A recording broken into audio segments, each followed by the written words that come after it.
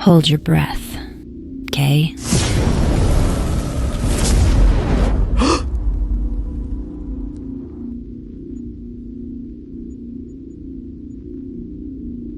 I should have listened to the sign.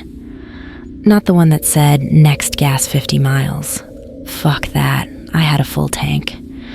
No, the one painted in peeling red letters on a sun-bleached board, hammered into the dirt like a warning. It read, "Turn back." I cracked a smile, took a picture for my feed, with the caption, "Local hospitality." I just wanted a fresh start.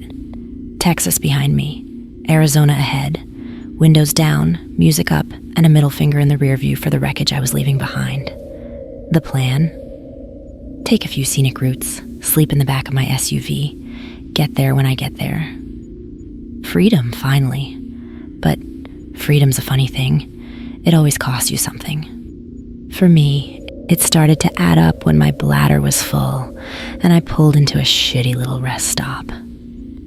Just like the sign earlier, it was one of those sun-bleached pull-offs where the pavement cracked into weeds.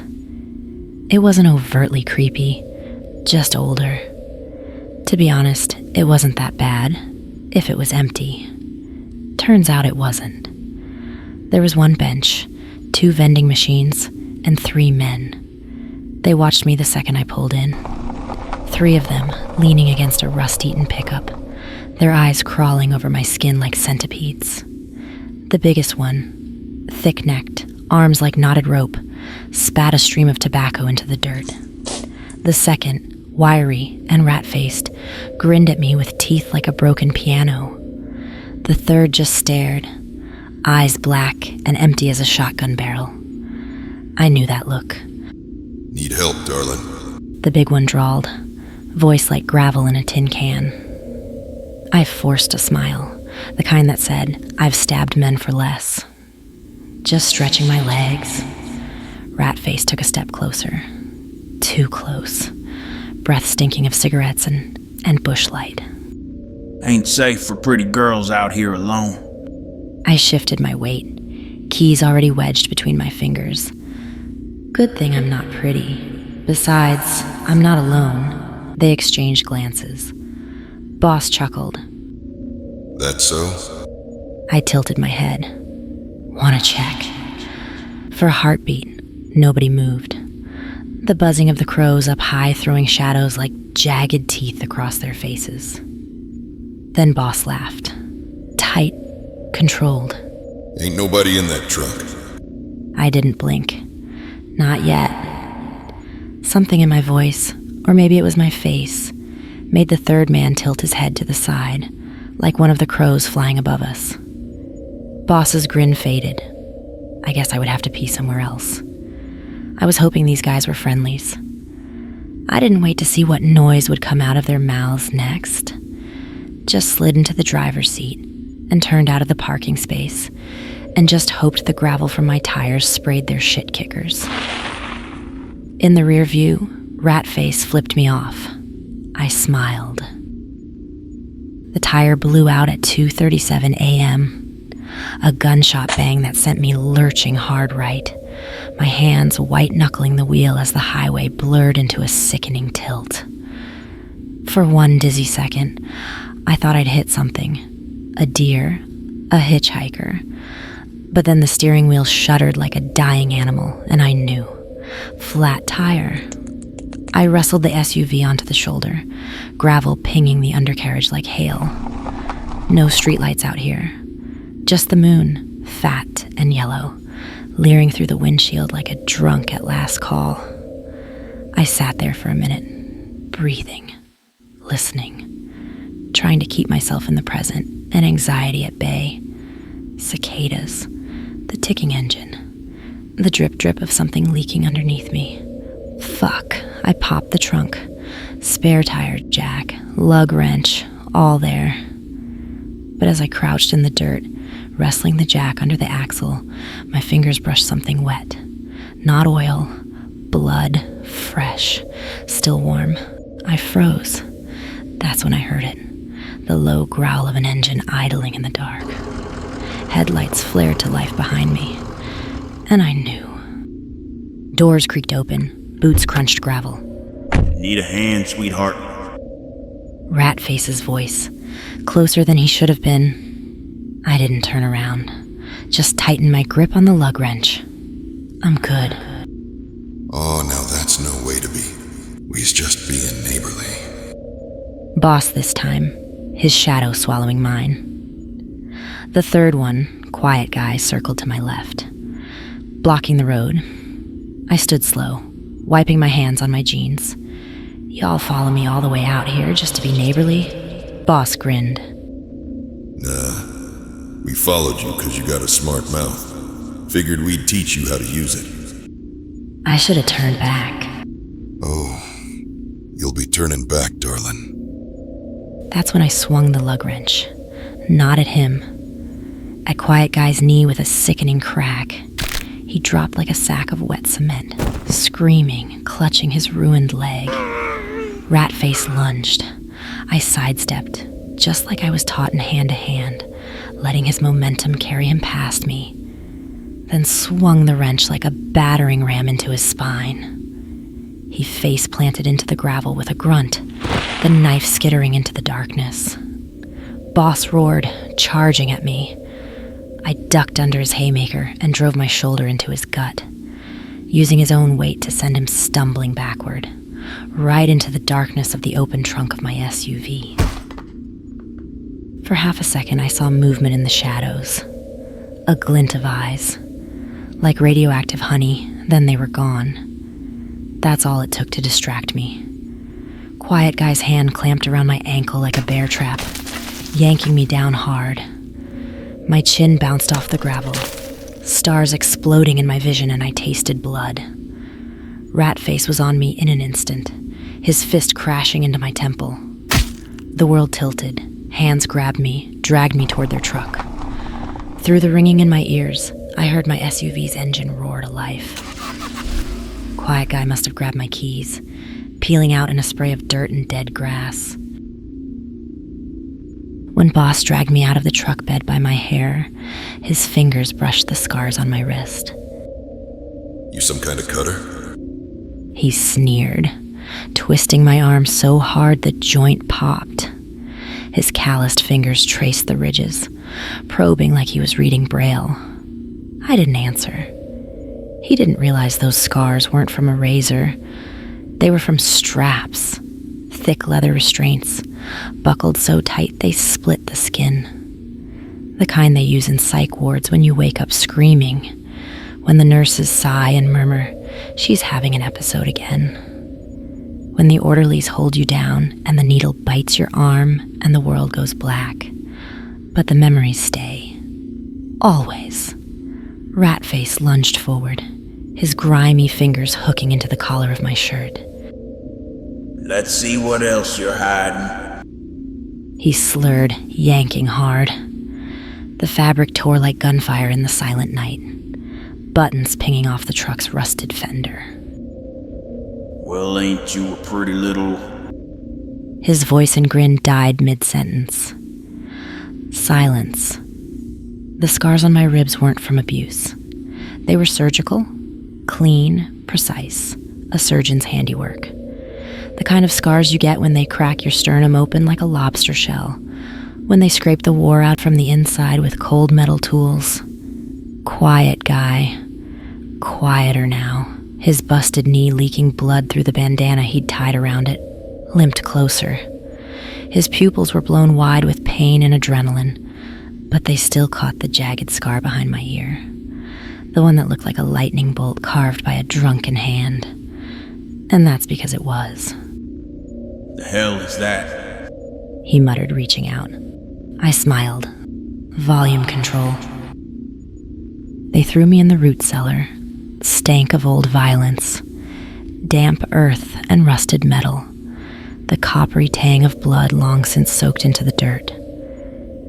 The walls were rough-hewn planks, warped with moisture, and the ceiling sagged like a rotten ribcage. We'll deal with you proper come morning. Boss had promised, his spit hitting the dirt between my boots before the door slammed shut. Darkness. Absolute. the kind of dark that presses against your eyelids, that slithers into your ears and whispers things you'd rather forget.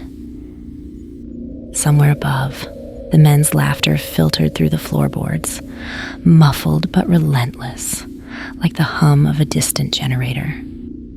I counted my breaths, in, out, until the silence became a living thing. Then, click, a lighter flared to life, not mine. Across the cellar, a figure in the shadows, a silhouette flickering in the weak orange glow. The flame reflected off something metallic in its hands. A blade? A hook? Casting jagged shadows that danced like spiders on the walls. Took you long enough. It rasped, like words forced through a burned throat. And for an instant, I saw the incendiary grenade flying through the air. I blinked, back in the cellar. I sighed, rolling my aching shoulders. You were supposed to stay in the trunk? The lighter tilted upward, the flame licking at the thing's face, and for a heartbeat, I saw him, half charred and melted. The menace coming off of him didn't belong to anything human. Not anymore. Plans change. It whispered, and the lighter snapped shut. Darkness swallowed us whole. Somewhere above, a floorboard creaked. I sat in the dark with my back against the damp wall, hands zip-tied to a galvanized steel pipe, bolted into the cinder block, fingers tracing the grooves in the zip ties, counting, waiting. Above, boots thudded across floorboards, a muffled argument. Then, Get down there and check on her. Boss's voice gravel and menace. Rat face, whining like a kicked dog. The hell for? She ain't going nowhere. Then an impact, a grunt. Just fucking do it. Boots moved. The trapdoor creaked open. A sliver of lantern light cut through the black, followed by the reek of sweat and stale beer. Rat-face descended the rickety stairs, his knife visible, tucked into the front waistband, and rusty lantern swaying in his hand. Still alive down here, sweetheart? His voice slithered through the dark, too loud, too close. I didn't answer. Let him come. The lantern light wobbled as he stepped down, casting long, leaping shadows. His boots squelched in the damp dirt. Ain't playing games with you, bitch. Where you? Click. The lighter flared to life 10 feet away. Ratface froze. The lantern light catching the thing's silhouette. Hunched. Wrong. Its outline shifting like smoke. The demon man leaned into the light. Half his face charred and melted, skin dripping like wax over exposed bone. The other half grinned, lips peeling back from blackened teeth. The deep pits of his eyes shining those pinpricks of jaundiced glow. Ratface fumbled for his knife. The thing moved faster than anything living should. A flash of rusted metal.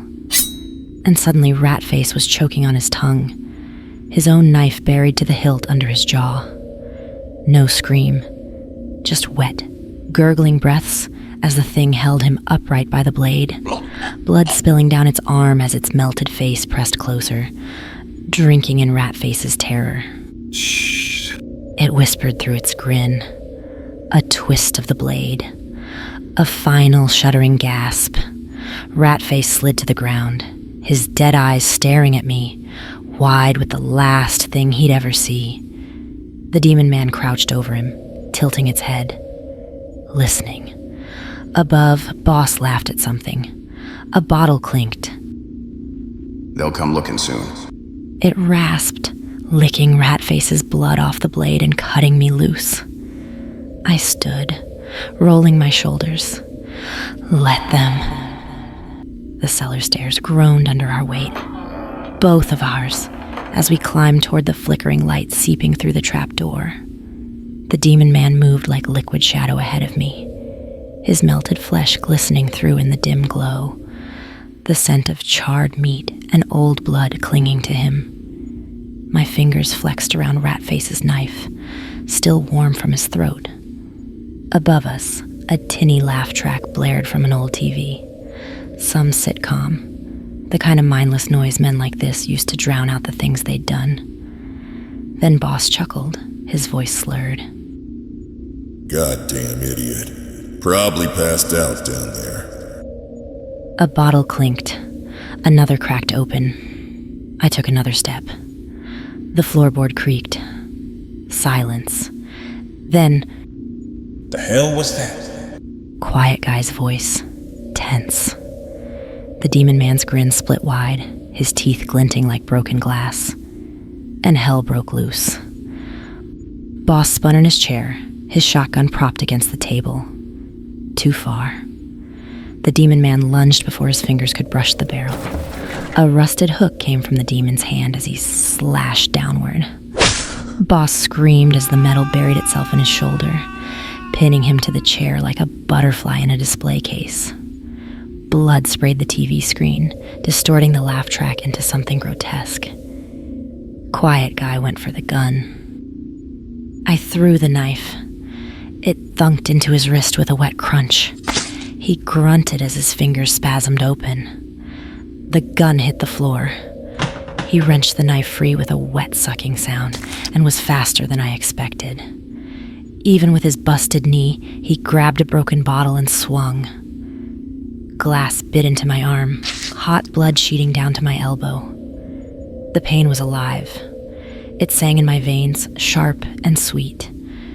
The demon man howled, my pain, his fury, and lunged. They crashed into the kitchen table. Bottles shattering, wood splintering. Quiet guy stabbed upward with the bottle, carving a gash across the demon's chest. Black ooze bubbled from the wound. The demon man laughed. Then he pulled Quiet Guy's face into the jagged remains of a beer bottle. He stopped moving after the biggest shard went through his eye socket. Boss had finally freed himself, one hand clamped over his ruined shoulder, the other swinging the shotgun wildly. He roared, firing blind. Pellets ripped through the wall beside my head. The demon man roared back. I dove behind the overturned couch, glass cutting into my palms. A pause. The click of an empty chamber. I moved. Boss barely had time to look down at the knife buried in his gut before I twisted. "This one's for me," I whispered. He gagged, blood frothing on his lips. The demon man loomed behind him, his melted face splitting into a grin as he pulled Boss's head back by the hair. And this is for fun. He rasped. The hook flashed. The TV laughed. Dawn crept through the bullet holes in the walls. The demon man crouched among the ruins, licking blackened fingers. Where now? West. Maybe you change first? I looked down to see myself. He was right. Last thing I needed was someone to see me like this. Sorry about that. I rolled my neck, took a deep breath, and went to find a sink.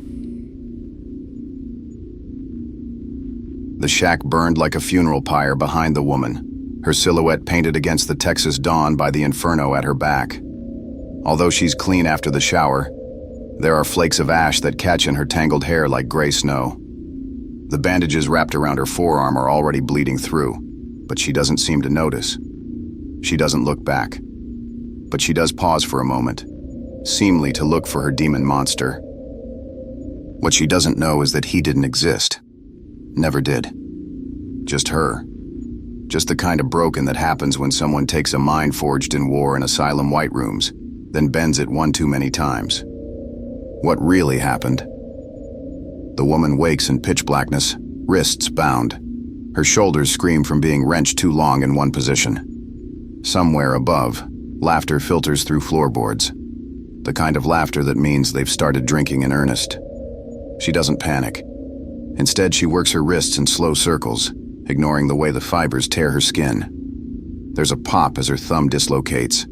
just like they taught her in survival training. The zip tie slips. When Ratface comes down the ladder, she's waiting in the dark. The lighter click that startled him? Hers. The knife strike under his chin done the instant he stepped on the dirt. The rusted hook she buried in the boss was one of 4 hanging from the cellar ceiling. She moved, silent, efficient, brutal. No demon, no savior. Just a woman who'd been holding the monster at bay for years and finally, let it out to play. My hands shook as I tightened the last lug nut, the rising sun painting everything in golden fire. Spare tire finally on, I slide behind the wheel and shut the door. I turn, no demon in the back, just silence. The engine roared to life, familiar as my own heartbeat. In the rearview mirror, the shack collapsed in on itself, a pillar of black smoke rising into the morning sky. Should have turned back, I told the empty car. But I knew, somewhere in the dark corners of my mind, the demon man was grinning, waiting. I'd see him again. I always did. And there you have it. I hope you enjoyed this short psychological thriller. Thanks for listening. And if you like the darker side of storytelling, don't forget to hit that notification bell. Well, until next time.